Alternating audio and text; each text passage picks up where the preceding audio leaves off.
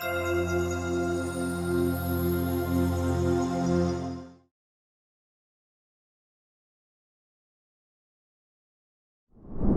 what I'll do is I'll just speak for about 10 minutes. I'll just give you an overview of how IIMB today is perhaps different from how it was when some of you were students here.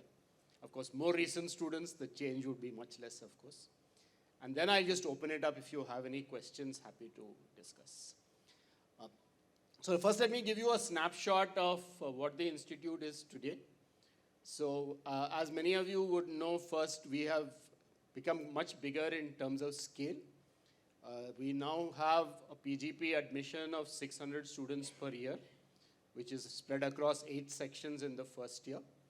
This includes one section with a specialization in business analytics. So it's 525 plus 75, that is 600. This business analytics program was started in the year 2020 with a simple objective, and it's partly an experiment. We realized that in many parts of the world, MBA programs are becoming more specialized.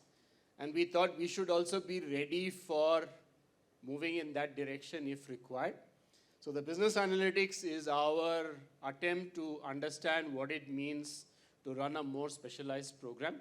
And if this prototype or template that we have built for business analytics, if it is successful, then we might think of extending it to other specializations as well. As far as the other programs are concerned, we have multiple MBA programs now in addition to the PGP. We have a weekend program which started in 1998, so some of you would have seen it. It used to be called PGSEM, it's now called PGPEM. That gets about 75 students a year, and that's for working professionals. We have a one-year full-time program, which is EPGP, which is intended for people with more experience. Typically, EPGP has about 7 to 8 years median work experience. And this program is similar to some of the one-year programs in other IIMs like the PGPX at Ahmedabad. So that's also essentially one section. So this is the MBA portfolio. Apart from that, of course, we have a program in public policy and management which has changed its avatar from time to time. The latest avatar is that it's a hybrid program. Part of it is online and part of it is here on campus. In fact, it's predominantly online. This was at the request of the government because they wanted to create more flexibility so that ostensibly more people could join the program. In practice, that hasn't happened so far, but anyway, we'll see what happens as time goes along.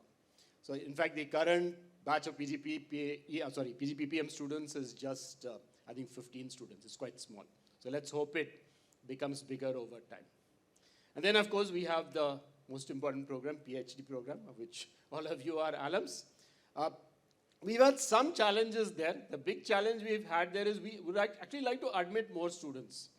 Our aim is to admit about 25 students a year, and we are quite happy to budget money for that. But we're ending up somewhere between 15 to 20 students a year. And this is only because we are, I think quite naturally, we are a bit particular about whom we admit to the PhD program. We want to make sure that people have the right reason why they want to join the program, and of course that they are academically well prepared to do well in the program. So this is an ongoing concern because we think there's a need for more PhD students, and faculty would love to work with more qualified doctoral students, but we are not getting as many qualified and capable applicants as we would like. So this is a challenge going forward. So that's the student side. On the faculty side, we now have about 110 faculty. It keeps oscillating a little above and below 110. Many of the faculty who might have taught you or guided you if you graduated more than, say, 5-6 years ago, many of them have retired, and many of them are in the process of retiring as well. Largely because the institute recruited a lot of faculty in the early 90s, and most of those people are now reaching the age of superannuation. So that's a change process which is happening as we speak. In general, I think there's been a greater focus on research at the institute in the last 15 years or so. And that's also reflected in more attention to the doctoral program, which is something good. And I think Kumar also mentioned that yesterday when he gave the overview of how the PhD program has evolved over time. A few new things that have happened, which are quite exciting. One is we have a strong presence in online education. In the year 2014, we became part of a platform called edX, which was started by Harvard and MIT. On the edX platform, we have about 75 courses offered now, which is one of the largest from a school in India at least. These courses have been quite well received in the sense that I think last year or the year before, there was a survey of the top courses offered on edX, and 2 of our courses were part of those top courses. So I think we are doing pretty well. But as you would know, all those courses are in the MOOCs model. So essentially, people can sign up, do the course. They have to pay if they want certification. The enrollment numbers are very impressive. Since 2014, we've had more than 2 million signups. But any of you who know anything about online education would also know that completion rates are very low, single-digit %. So the number of people who have completed is, of course, a small number. But again, one good thing is we've had international presence. According to the statistics we have had participants from more than 150 countries. So it's certainly enabled international visibility. It's put us on the world stage, so to say, at least as far as people who are enrolling for online courses is concerned. We are now looking at how do we take advantage of all this content we have created and do something which is more impactful. So there's a new endeavor now to curate and put all this content together and offer it in the form of different certificate programs. We started with one on hospital management last year. It's done quite well. We had about 100 enrollments. But the nice thing about it was the 100 people who enrolled were really top-notch people from the healthcare profession. We had people at medical superintendent level. We had very senior doctors. We had really good participants in the program. How this works is very simple. This is an asynchronous program. And that suits doctors quite well, right? Because they don't have time to attend something which is at a fixed schedule, so they can attend whenever they want. So we were able to repurpose some of the existing content almost as is. For example, if we had an accounting course, we could pretty much just use the accounting as it is. Certain courses we had to completely redo. For example, the course in hospital operations. You can't do job shop and assembly line just as it is for a hospital, right? So we had to do a specific course for hospital operations. So Professor Harita Saranga, who was our doctoral program chair a few years ago, she designed and offered that course. So we have a mix. We have a mix of some content which is taken as is from the generic stuff and some which is customized. So this is a model we want to explore further. We are planning to do something similar for MSMEs. We are talking to the Automobile Components Manufacturing Association, and they want to do something along with us. So hopefully this year that will start. We also offered a new course on AI for managers, which is again online asynchronous. That has, of course, a lot of new content because obviously AI for managers is a continuously evolving subject. But that's also been well received. In fact, SAP has almost mandated it for all its managers. So we have a pretty big audience from SAP, and then we have an audience from many other companies as well. So that's as far as online is concerned. And we also now increasingly have many people from signing up for our courses on SWAYAM. So some of the content is now being offered on SWAYAM, which is the government's platform for online education. Many of you would know that the UGC now allows students in Indian universities to register for SWAYAM courses and get credit. So we have good enrollment in many of our courses because students all over the country are signing up for IIMB courses. So that's another stream of activity. The third stream, which has been quite exciting in recent years, has been on the entrepreneurship front. So we were in a way a pioneer in that because the N.S. Raghavan Center for Entrepreneurial Learning is getting close to 25 years old now. So we were pretty good at identifying that trend. Of course, it took several years for it to warm up, so to say. But once it warmed up, it's been doing well. And of course, we got a lot of tailwind from the government and from the startup movement that's happened. So from about 2014-15 onwards, it's really picked up momentum. And I'm happy that our alum, Professor Srivardhini Jha, who's here, she's the chair of NSRCL. So any of you who would like to get some more information on what we are doing in NSRCL, please connect with her. Just to give you some broad brush idea, we essentially are trying to make some significant impact in building entrepreneurial capability. That's our focus. Our focus is not so much on valuation. We believe valuation is something that will happen if the entrepreneurs do well, but that's not the metric by which we will measure our performance. Last year, I don't know the exact number, but this is just a good number to keep in mind. Through all our programs and activities in NSRCL, we touched more than 1,000 startups. So that's the scale at which NSRCL is operating right now. Just to give you an idea of some programs, we are the partner of Goldman Sachs for the 10,000 Women Entrepreneurship Program, which is a worldwide program to build very strong women entrepreneurs. We have some women entrepreneurship programs of our own. For example, we have a women startup program, which is funded by Kotak Mahindra Bank. We've also done a very nice online program for women entrepreneurs supported by the National Commission for Women that was done during the pandemic. We had, again, pretty amazing numbers. 6,000 women or 6,000 plus women signed up. I think about 1,500 or so completed, but that's okay. Even that's a good number for online education. And then we have a lot of vertical programs. We have a mobility program, which is supported by Maruti Suzuki. We have a sustainability program supported by Capgemini. We've done some fintech with ICICI Securities. Essentially, we have several vertical programs also running. So we do the whole spectrum. We do entrepreneurship training, mentoring, incubation, all forms of support. So that's something which has really grown over time. Again, interesting statistic, two things. Niti Aayog last year did a study on the top academic incubators, so we were there right in the top few. Second, there was an article in Business Line a couple of months ago, which looked at which incubators in India have had the most impact on the startup ecosystem. And in terms of number of startups, NSRCL was number one. So I think many indicators that we have been doing some interesting stuff, and now they have some new plans for taking NSRCL even further. Okay, so that's pretty much, I think, the main things that we are doing right now. There are other centers of excellence. You're all familiar with those. We keep creating new centers. For example, this year 2023, we started a center for digital public goods.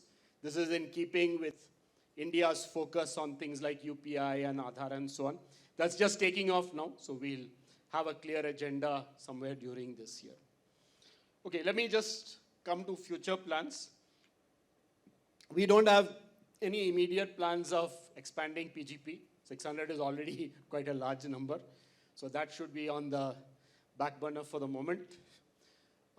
As far as MBA or MBA type programs are concerned, the only expansion we are looking at now is to offer an online global MBA program. That's something we have a design already in place. We just put it on hold because we are just watching what's happening in the MBA environment. But everything goes well, we will launch that next year in 2025. And the idea is to reach out to participants internationally, not just have this as a domestic program. And this will be, once again, hybrid. There will be a large part of it will be online, but there will be significant immersion. And of course, there will also be some live webinars and so on. So that's something on the drawing board, but likely to launch in 2025. But we have two other big initiatives which we are working on right now. The first one is, as many of you would have heard, we are building a new campus, which is about 25 kilometers to the south of here, in the Jigani Anekal area. We've had the land for several years now. We already have one building up there, by the way, which is an extension of our MDC. So we have an MDC building which is up and running, and several programs have already been conducted there. But what we plan to do there is more ambitious. We plan to build a completely new academic campus there focused on undergraduate programs. So there will be a lot of questions about this, so let me quickly tell you why undergraduate. There are three main reasons. One is we felt that if you look at the leadership challenges of the next 50 years, we believe a lot of these are going to be much more complex than the ones in the last 50 years.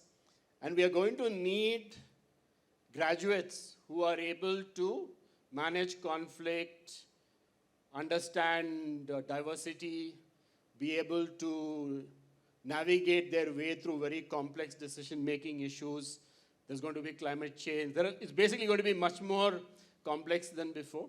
So we felt we need to step in and influence people when they're a bit younger. Typically, when people come to an MBA, or I guess even slightly older when they come to a PhD, they're already somewhat set in what they do. So there's only so much influence the institute can have. So we believe that catching them early is our best bet if we want to shape them in some way. That's number one. Number two, we thought that the undergrad program would really enable us to make a dent in a challenge that India faces, that there really are not enough high-quality undergraduate programs outside technical disciplines. Engineering, medicine, architecture, there are many. But if a student doesn't want to do that, many people go and join law, not because they want to do law, but because they don't want to do engineering, medicine, etc. So we want to provide some good alternative to that. So that's the second reason. The third reason was that just at the time we were thinking of all this, the NEP also came in, National Education Policy. And the NEP basically told all of us that you guys better stop being just these monolithic institutes. You please become more diverse, become multidisciplinary. And this plan of ours fits in quite well with the NEP. So this is broadly what we are planning to do. The second decision we had to make is undergrad in management or undergrad in the basic disciplines. There again, we took a call that management is perhaps not the best discipline for undergrad because it's by and large much more application oriented. We want to give people a solid foundation. So we decided to do undergrad in the foundation discipline. So there are 4 disciplines we have chosen: economics, behavioral science, data science, and sustainability. So these are the 4 majors we plan to offer. And it will have a sort of liberal arts flavor in the sense that we will focus on integrative thinking, critical thinking, building a broad perspective, leadership skills.